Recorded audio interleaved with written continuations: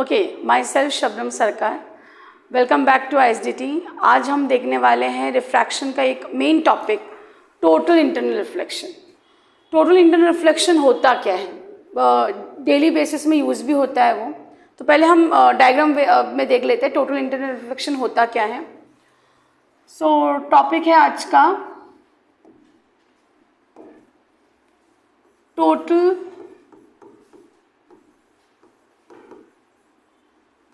Internal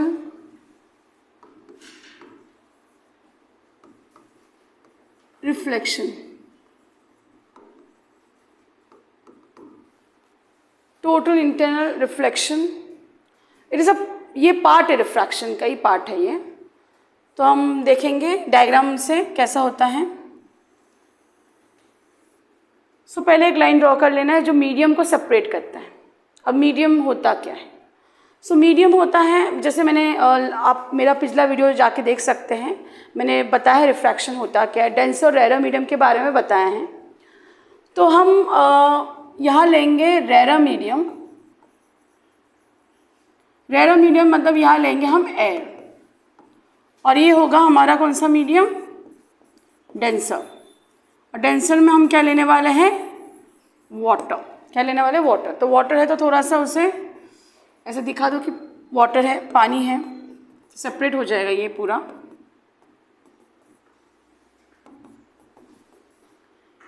अच्छा, then यहाँ होगा हमारा सोर्स, लाइट सोर्स।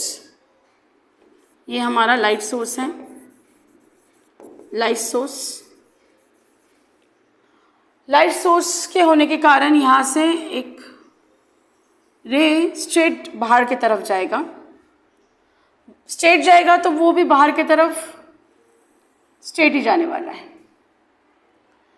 देन उसके बाद एक सर्टेन एंगल भी हो सकता है, ज़रूरी नहीं कि सारे लाइट स्ट्रेट जाए, एंगल भी क्रिएट हो सकता है। सो ये एंगल क्रिएट हुआ, ये इंसिडेंट रे है हमारा।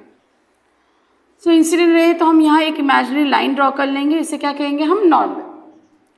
तो हमें पता है जब इंसिडेंट रे डेंसर से रेयर मीडियम में जाता है तो क्या होता है? It bends away from the normal. क्या होता है? Bends away from the normal. So bends away from the normal, तो हम जो एंगल जो इधर इंसिडेंट हुआ है उस एंगल को हम क्या कंसिडर कर लेंगे? ये एंगल आ जाएगा I, ये आ जाएगा हमारा R। This is normal, but not compulsory कि सारे लाइट बाहर की तरफ ही जाए। कुछ लाइट ऐसा भी हो सकता है कि अंदर की तरफ आए, मीन्स सर्टेन लाइट में come down. So this is known as partial reflection. This is a partial reflection. Then और एंगल बढ़ सकता है। Then if the angle is increasing, इसे हम I1 ले लेंगे, सो ये भी इंक्रीज होगा R1. Then again certain reflection will take place, partial reflection will take place. Then at certain point, what will happen? What will happen at certain angle of incident, R will become, that is angle of refraction will become 90 degree. So that is important. So at certain angle, this will become what? 90 degree. This will become what? 90 degree. This we'll consider as R2 at certain angle, and that angle we consider as what? Critical angle. That angle we consider as what? Critical angle.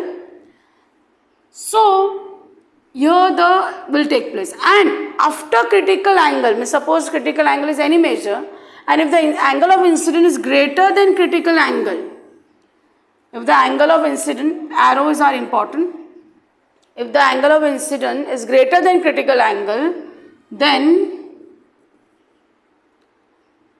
what will happen? All the light will get reflect back to the same medium. It will get reflect back to what? Same medium. तो मैं अभी फिर से आपको दूसरे colour से मैं बता रही हूँ क्या किया हमने। तो ये मैंने रेड एरोज दिखा रही हूँ जिससे आपको समझेगा लाइट का डायरेक्शन क्या है।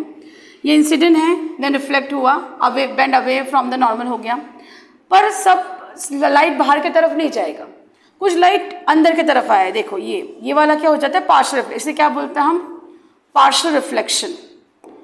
इसे बोलते हैं हम partial reflection, partial reflection. Then उसके बाद फिर से एंगल क्रिएट हुआ है, ये वाला देखेंगे दूसरा किया है, फिर ये थोड़ा और बढ़ जाता है एंगल, फिर से इंसिडेंट लाइट हुआ है, और ये एंगल में क्या हो गया है, एंगल ऑफ रिफ्रैक्शन क्या हो गया है, इसे हम क्या कहते हैं, angle of refraction. So angle of refraction 90 degree है। जब वो 90 डिग्री होता है उस एंगल ऑफ इंसिडेंस को हम क्या कहते हैं, क्रिटिकल एंगल। और अगर सपोज क्रिटिकल एंगल से भी बड़ा एंगल होगा, is greater than critical angle, उसके टाइम में क्या होगा, पूरा लाइट अंदर की तरफ रिफ्लेक्ट होगा, अंदर की तरफ ये रिफ्लेक्ट हुआ है। इसी कॉन्सेप्ट को हम क्या कहते हैं, जो मैंने ऑलरेडी लिखा है, टोटल इंटरनल रिफ्लेक्शन। तो ये यूज क्या होता है, where it is used. So diamonds तो सबको पसंद है, एवरीवन लाइक डायमंड्स, डायमंड पहनना देखना सबका इच्छा रहता है। तो डायमंड सबसे बेस्ट एग्जाम्पल इसमें, कि जो लाइट बाहर नहीं फेंकता वो अंदर ही अंदर उससे रिफ्लेक्ट करता है, एंड देयरफॉर डायमंड में शाइन रहता है। और ये इस डायमंड में इसी कॉन्सेप्ट का यूज़ किया जाए, total internal reflection.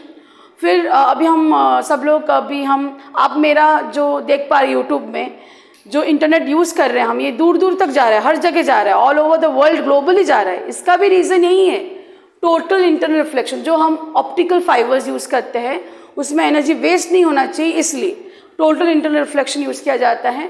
Daily basis में इसका बहुत यूज़ है, एंड इसलिए हम ये कॉन्सेप्ट को मैंने आपको बताया है।